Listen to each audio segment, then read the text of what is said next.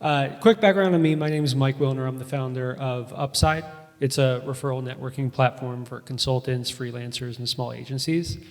I've spent the past 8 years helping people build their own freelance businesses, whether it was my last startup, which was a freelance marketplace, or just helping friends along the way. And today we're going to get into how to build a side or full-time consulting practice. And we're going to talk about how to do this without publicly marketing yourself. I know especially if you're thinking about what's next or you're still in a full-time job, it's a little awkward to post on LinkedIn about your consulting services. But don't worry, there's a way to do this without publicly marketing yourself. I like to start here, and by the way, you're going to get all these slides, so just want to give you a heads up. But I like to start here by talking about what an evergreen consulting business is. Consulting can mean a lot of things. This includes everything from advising to fractional work, project-based consulting, really anything in between. It can be done full-time or on the side. Frankly, if you're checked out of your full-time job, it's actually a pretty good time to start doing some stuff on the side. And this is an important one. It can be built throughout your career. It's not just something you do in between gigs. We'll talk about this more, but this can be an asset that you build over decades. And I'd like to start here by talking about the difference between advising and coaching, which you might hear some of, and then consulting and fractional. There's a pretty important difference here. If you're doing advising or coaching, you're spending no more than 5 to 10 hours per month with a client, right? This is really high leverage functional guidance based on your hard-earned expertise. So this is super high leverage stuff. It's the stuff where a 30-minute phone call will save someone 3 months. Right, that's kind of the mental model to use when thinking about advising.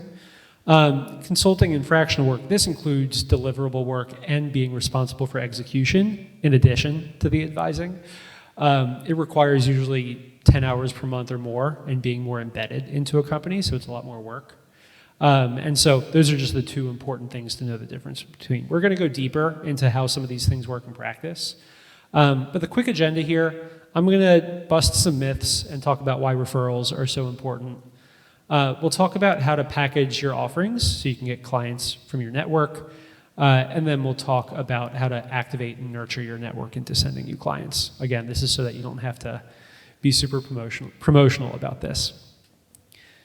So some myths here. The first, I've been talking about this a little bit, that you need to build a public brand. If you go on LinkedIn, you see a lot of posts like this. You may feel like if you're going to do your own consulting, you need to do that too.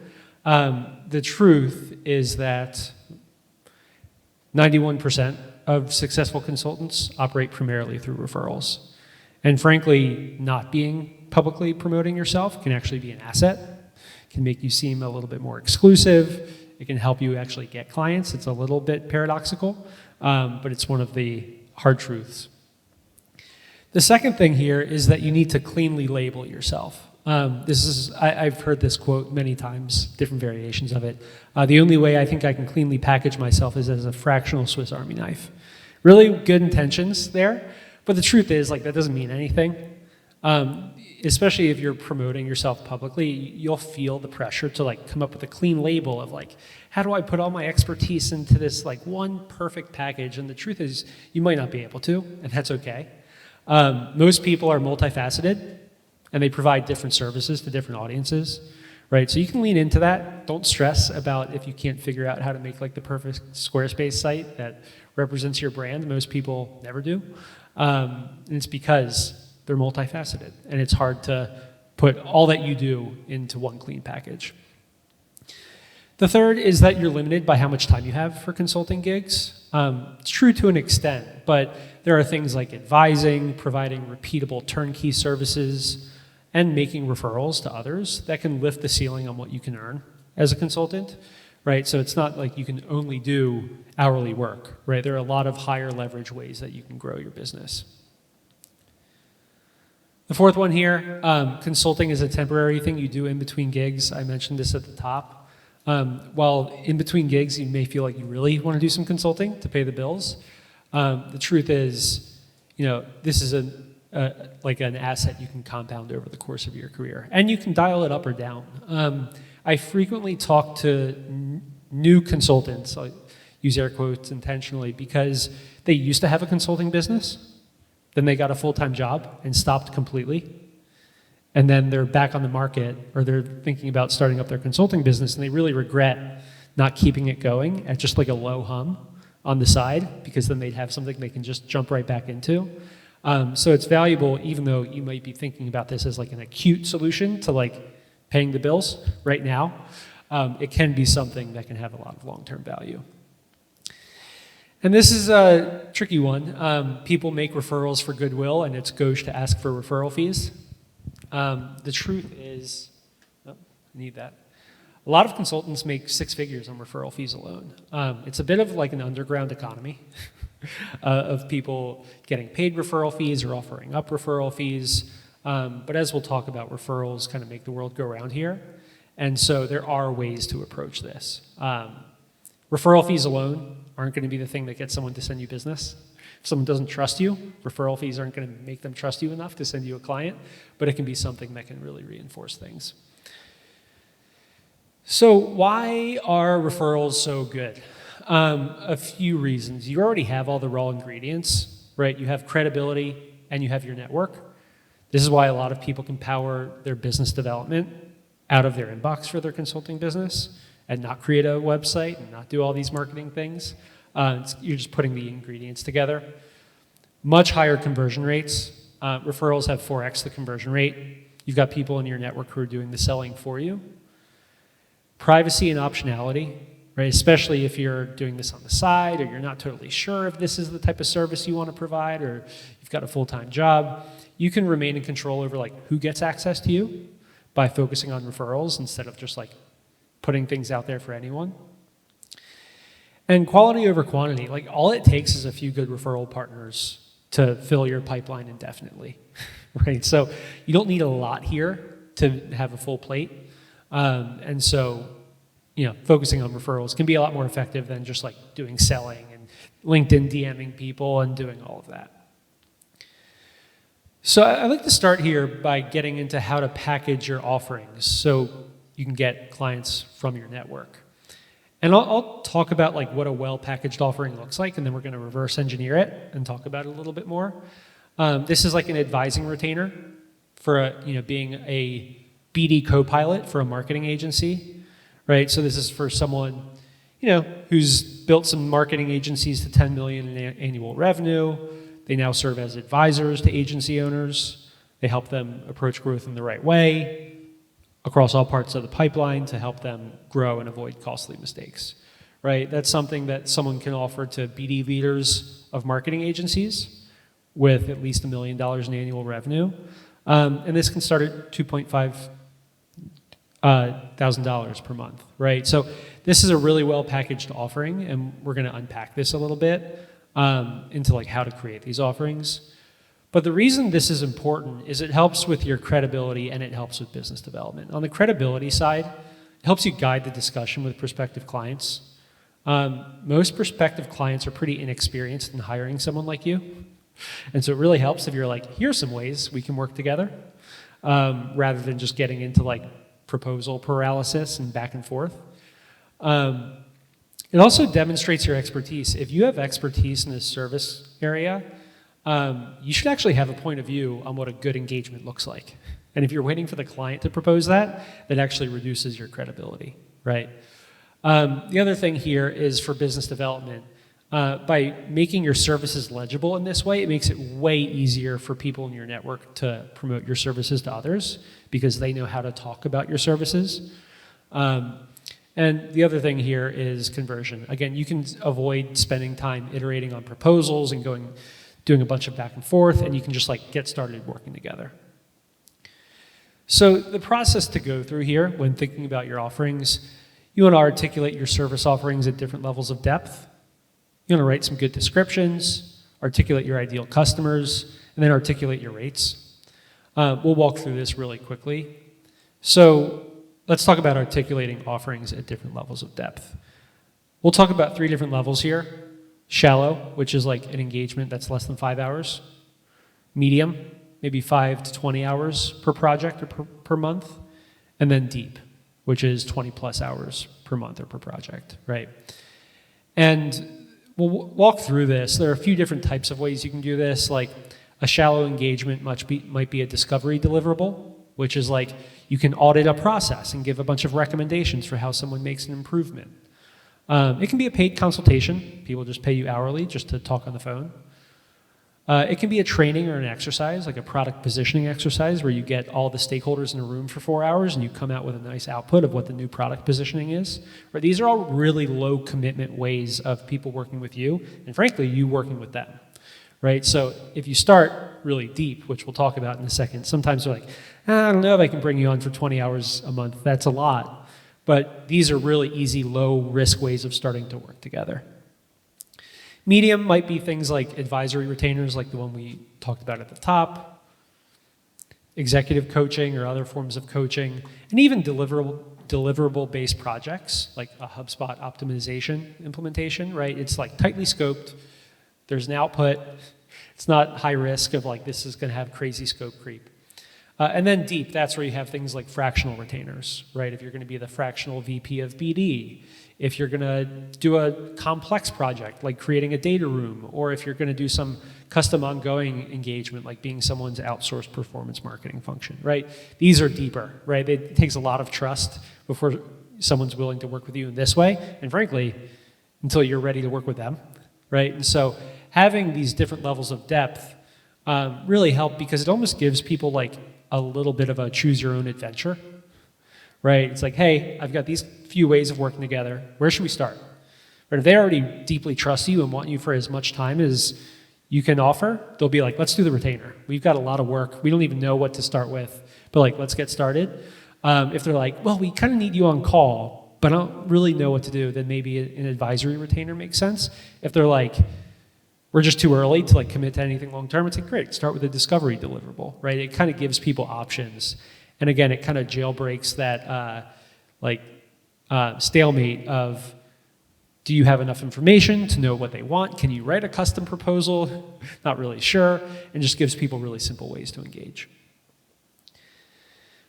Then you want to write a good description for these and keep it brief. Like avoid providing more detail than required. Again, you're probably going to write a proposal at some point, but just like keep it simple. Right, you should include like the past experience you have that reinforces your credibility, the need that you're addressing, and how specifically you help. Stop there, right? You'll end up hopping on the phone. You'll end up talking about things. You might have to provide more materials, but like all this stuff is just so that someone can send you a referral and you can hop on the phone. Walk through this before, but like just a really simple couple of sentences of how you would describe this service. Then you want to articulate your ideal customers for partners. And the key thing here is you can be way more explicit with your network and partners than you might be publicly, right? So, when you're talking about your ideal customers, you might include company information, like if it's a specific company category you want to work with, a company stage, a company milestone, or it could be stakeholder information, like you want to work with the VP of customer success, or you only work with the CEO directly, or the stakeholder need or situation, right? And so, again, these are things like you might not put this on a marketing site of like, I only want to work with companies with 50 employees that are growing 2x year over year, right? But when you're talking to your network, it actually helps them think like, oh, I know a company like that, right? The more specific you are, the more your network can actually think about who might be a good fit. And so with this example, this might be BD leaders of marketing agencies with $1 million in annual revenue looking to grow 2x, right? And I heard a question before in one of the last sessions about hourly rates. So let's talk about this. There's a more complex thing you can do, which we're not going to talk about, which is value-based pricing, which is where everyone wants to go, which is where you charge the market value of the service that you're providing, even if it takes you 30 minutes. If it's worth $10,000, you charge $10,000. That's the dream. Usually it takes people a while to get there. But let's talk about time-based pricing, basically hourly rates. So biggest thing here. Usually what people do, they make a very critical mistake. They say, I want to take my total annual comp, like let's say I want to make $150K a year. And I've got 40 hours a week. I'm going to take the annual comp, I'm going to divide it by the 40 work hours per week, and that's my hourly rate. If you do that, you will have basically slashed your hourly rate in half. There's a really important thing to realize when consulting, which is that Only 60% of your time of a 40-hour work week is going to be billable. You're going to spend other time on admin work, switching costs, even like business development and marketing, right? There are other parts of, doing your consulting business. And so good rule of thumb is like only 60% of the time you think you're applying to your consulting business is actually billable. So that generally means you end up 2xing what your hourly rate is if you do the math without the billable hours and just the work hours. And so what this looks like is, using the example here, but again, for this package for an advisory retainer, you don't have to walk the client through like, here's my specific hourly rate. You can just use that hourly rate to come up with like a nice clean package. Like it's 2.5K per month for this. Now, if they ask, you could always show your work and say like, this is my hourly rate and this is why. But most people won't go into that. So we'll talk about how to activate and nurture your network into sending you clients. But I want to pause and see if there are any quick questions here.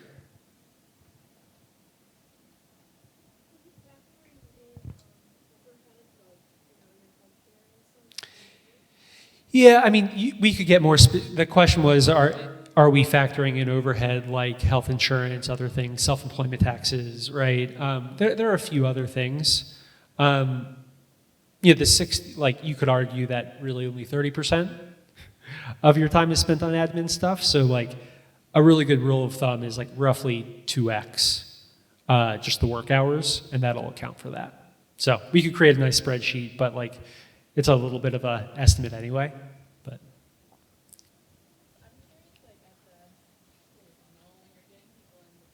mm-hmm. How do you introduce it without feeling like you're just dumping things to the person? Like, how do you ease into those relationships? Yeah, so the question is when people are coming in top of the funnel and having those conversations, how do you ease into some of this stuff without feeling like too transactional or salesy? I think the key thing is like, most consultants offer like a discovery call, or you might even have like self-service resources like playbooks that they give away for free. And by offering up some of your time for free, it is important to be like, this isn't a free ride forever, right? Like if you want to keep going, here are some ways to engage. And so like, showing some of your offerings, for example, after an introductory call, or even like right before an introductory call, but being like, let's just talk and see how I can help in 30 minutes. And then we might figure out if it makes sense to work together in some of these ways. But I do think presenting these things earlier rather than later helps. You should always seek to like deliver a lot of value in a first conversation pro bono, because that's how they're going to trust you and understand if you have the right expertise. But kind of having these things laid out so they know like, if we like each other, these are the ways to work together, it makes it easier. But I think I would generally recommend avoiding like, you can't talk to me unless you start paying, right? Because people need to talk to someone first.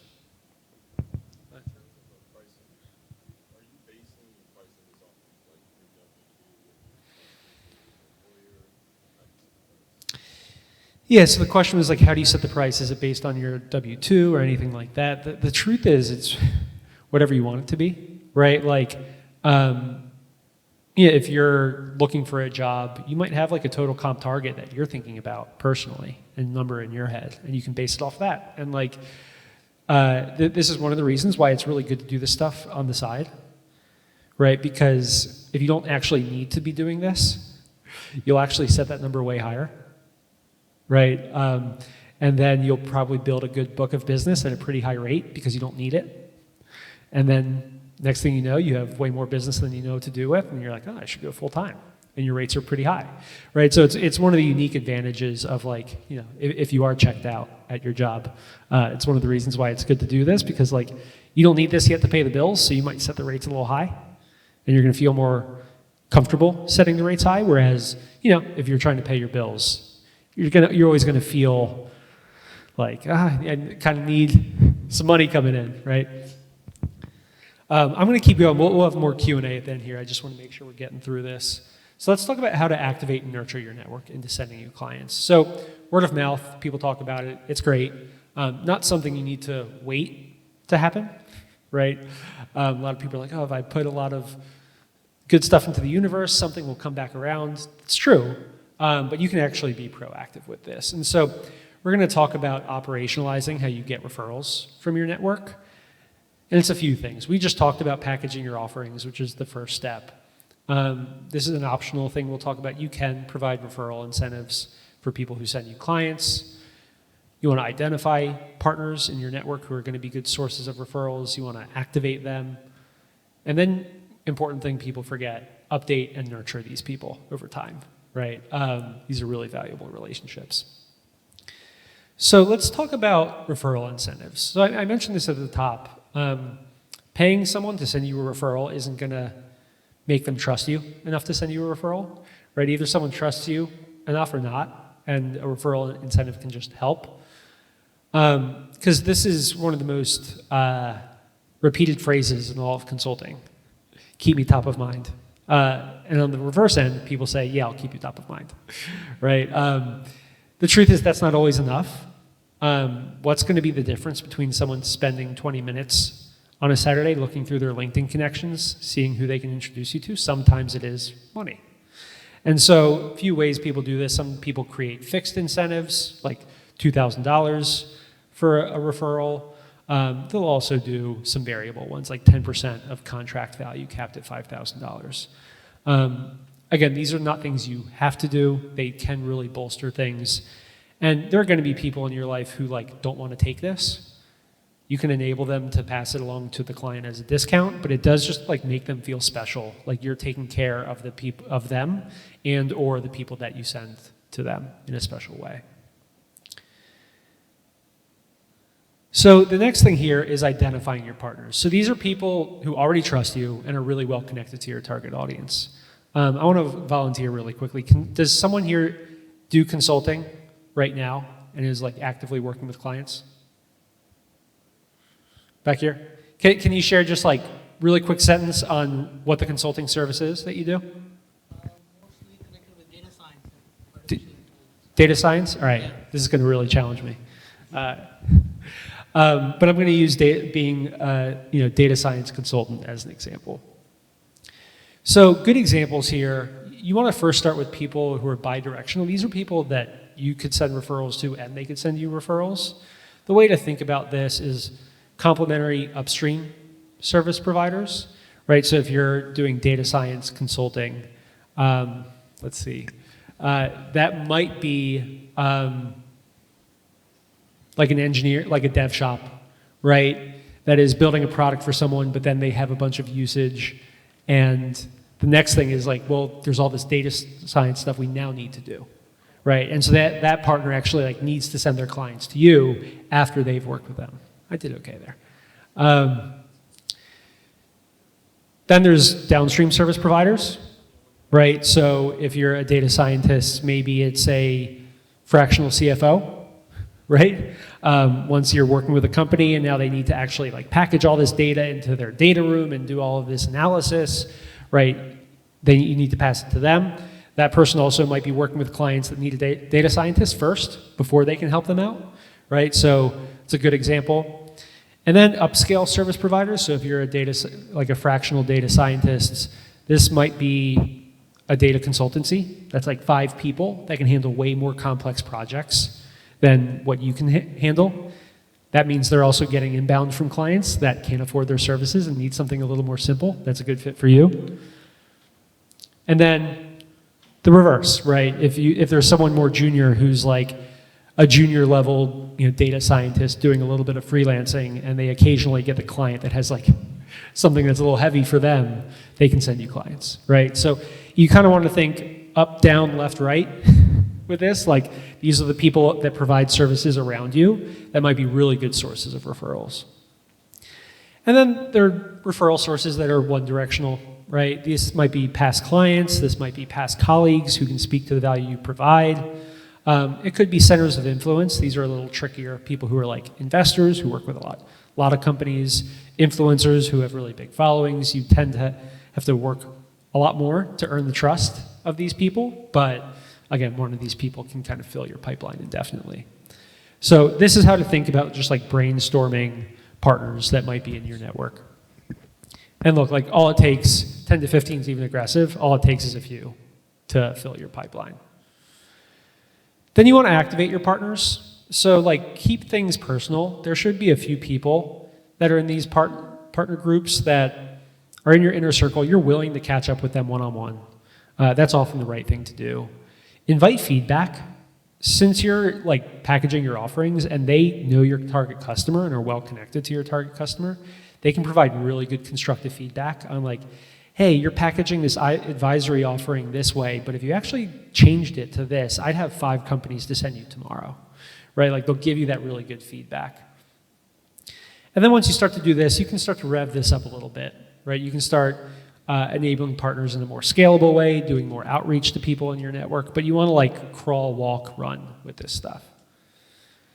And so like, I'll just give you a sample of an email that's like really good to send after a coffee meeting. Hey Andrew, really great catching up, great hearing more about what you've been up to recently and the work you're doing with operators. Since I'm primarily operating via referrals, I provide a referral incentive of 10% of referred revenue capped at $3K. Again, if you have a referral incentive. Again, here are the services that I provide. Provided a few easy ways you can promote my services with others below. You can provide some forwardable blurbs or things like that that make it super dumb easy for people to like do something on your behalf.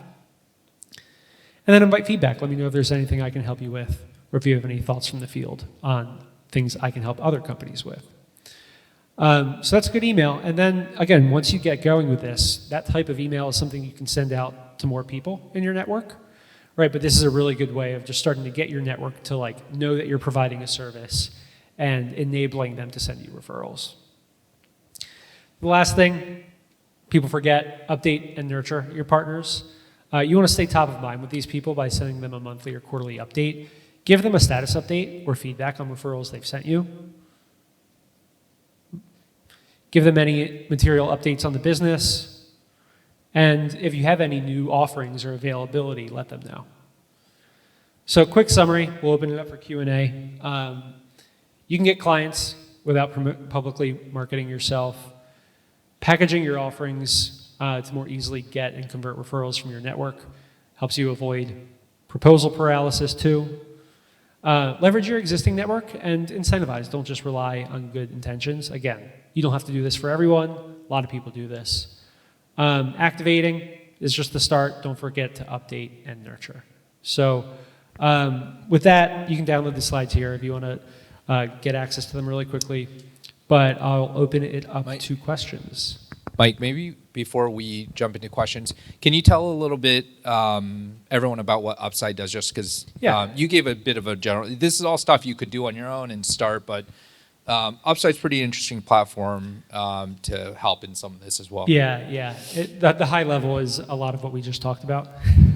It helps operationalize. So it's again like a referral networking platform that helps you package your services, really easily tap into your network, get referrals from your network, make referrals to others, and power all of that. Okay, awesome. Question.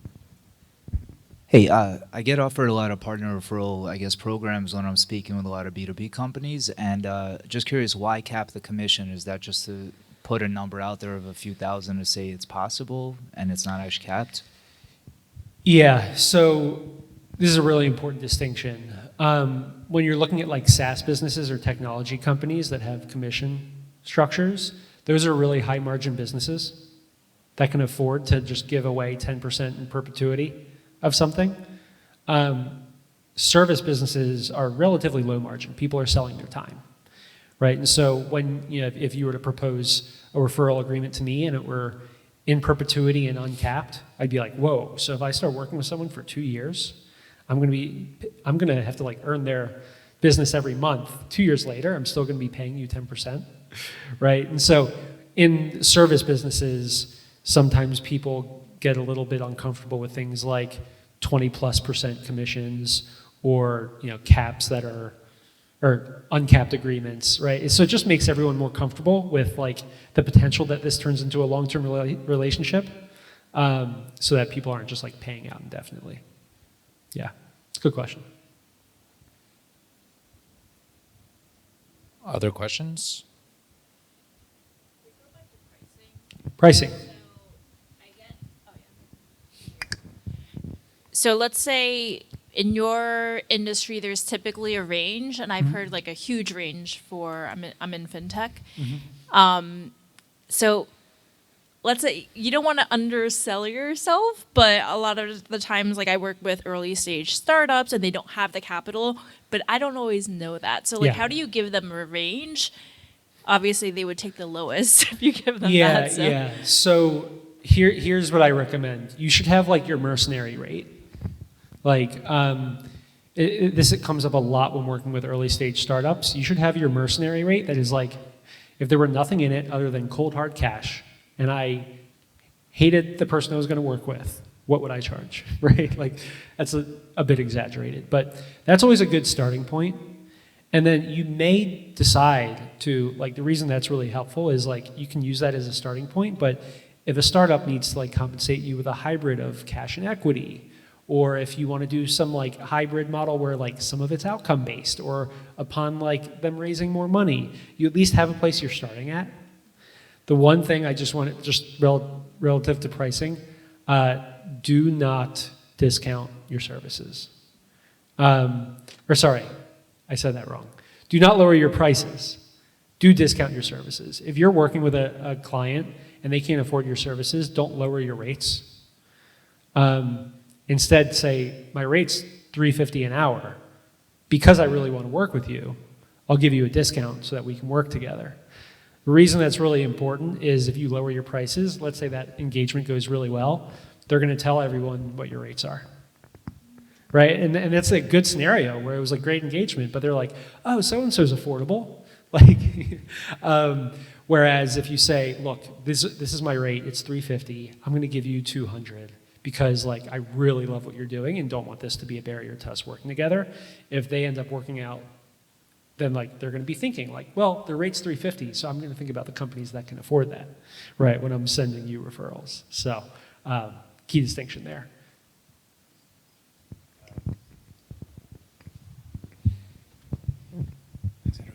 If you plan to do fractional work, so more on the kind of deeper involvement on your Sure. table, how many engagements you recommend one has for startups? Yeah, usually 2 is the max. If you go beyond that, you're pulling your hair out. Yeah. The thing with fractional is it means you're embedded, which means like you're in team meetings. You're like in there, right? So usually 1 to 2 is the sweet spot. 2 is like, sometimes a little rough. I think the ideal thing is like, and the reason we looked at those different levels of depth is like an ideal mix would be you've got 1 fractional client, you've got like 1 or 2 other projects that are like medium level, and then you've got like an advisory retainer, right? And so like having that good mix, it also like diversifies your income a little bit, right? Because what a lot of people run into is they're just working with 2 fractional clients, and that's the only stuff they do. And then they roll off 1. It's like, oh, that's a tough month, right?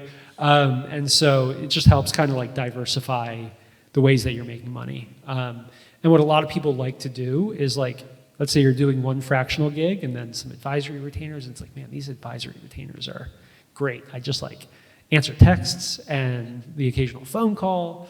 Well, if you get more and more demand for that, you can eventually do what a lot of people dream of, which is like pure advising. Where you're like, I'm not being embedded with anyone anymore. I've got enough of a book of business for like coaching or advising. This is like super high leverage stuff, right? So everyone kind of wants to, like people generally want to get out of the fractional stuff, or they want to build an agency, which is a different thing. But this is where like having a little bit more hands on the dials of like what you rev up and down is important.